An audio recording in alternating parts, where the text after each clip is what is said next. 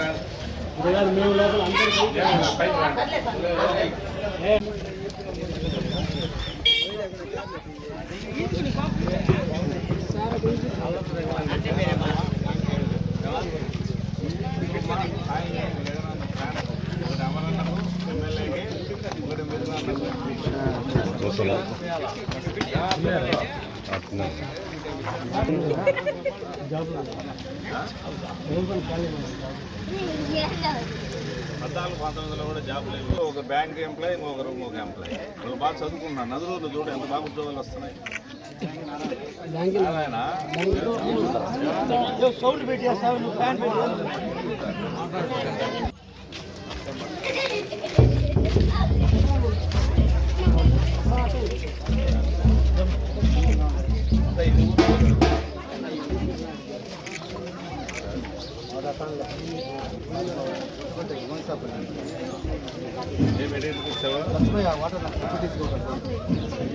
నారాయణ చెల్లెలు sir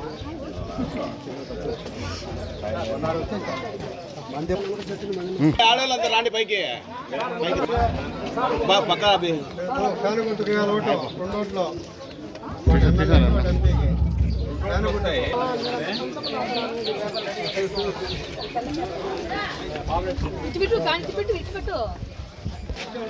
జగనన్నమ్మ fan